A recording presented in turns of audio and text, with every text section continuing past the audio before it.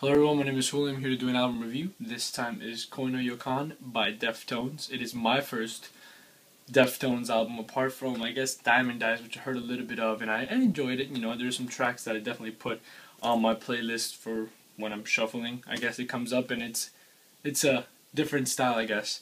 But this is the first time I sit down to really take in what Deftones is, and it got recommended to me by this person right here, so thank you. I'll be listening to White Pony now. I don't know if I'm going to review that one or not. I would like to. I guess it's one of their best albums, and it's set kind of like the standard, you know, the comparison to whatever album Deftones decides to release next, you know, post White Pony. But this is my first one, and the first thing I noticed right off the bat is a problem that a lot of bands have now. This is a personal opinion, whether it's a problem or not. I take it as a problem because it kind of takes away from the variety. This album feels like one big song. If you're not paying attention to, which is this is how I listen to an album the first time around. I just play it and do whatever I'm doing. But if I'm listening to the album and I don't know when one track ends and the other one starts, I start to get bored and I question the album and its content. Now I know each track is very different at the beginning and maybe towards the end, but that's just that fraction. The rest of the song, the middle content where the band really comes together, the guitar, the bass, and the drums kind of feel flushed together, monotone, as if they didn't want to use rhythm or use the high end sound. They kind of just flushed them all together, and it feels sort of boring. The effects on, not boring, that's not the word, but it just monotone. The effects on the vocalist are echoed and reverbed, and it sometimes is not like that, but most of the time when he goes into this high choruses, it feels the same way. His style of singing is the same, and I know it's kind of like his forte, but a little bit experimenting or maybe not so much use of that reverb would be a plus. I don't know what you guys would think. I enjoy each track though. Like as a single, each track is great to have on shuffle. I have no problem. My favorite track off this album is Gauze. I love that track to death. It has an amazing heavy riff and it switches into this high-end pure of energy chorus, which I fucking enjoy. There is a sort of like a break track called Entombed, and it sort of starts out slow.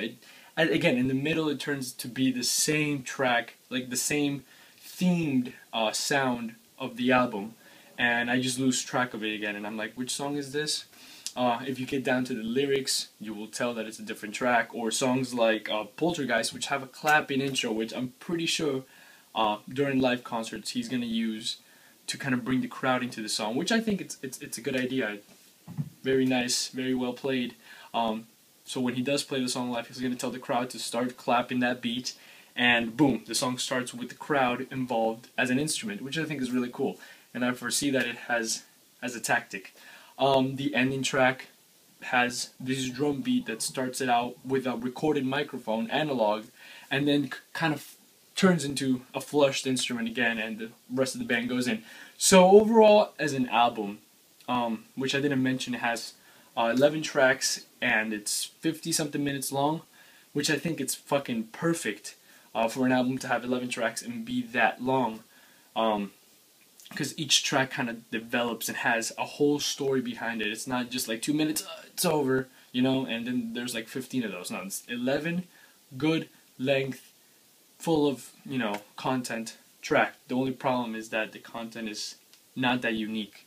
It feels like one long song, and you pretty much almost miss, or guaranteed to miss, like the breaks between each song, unless you're really paying attention to what you're listening to. But as a shuffle, each song on its own is fucking great. I do not dislike any of them. They have this formula that I love. Heavy, you know, verses, and then this high, echoed, reverb chorus that just takes you in and then pushes you back out. And that's kind of like my favorite formula for a lot of the bands that I listen to. But some of them, like Chevelle, kind of just make it a theme throughout each album and throughout each song, and it just sort of deteriorates the quality of the music, the originality, as albums keep coming out. No, I don't. As I mentioned before, I don't think anything in this album really sucks at all. I think each track is fucking great on its own.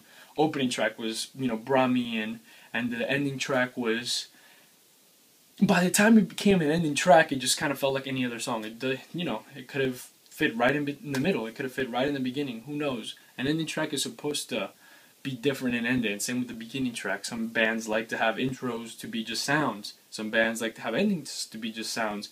But this album kind of just had a basic average song. Not average, but a basic song as an ending track. And it didn't really leave a signature or anything like that.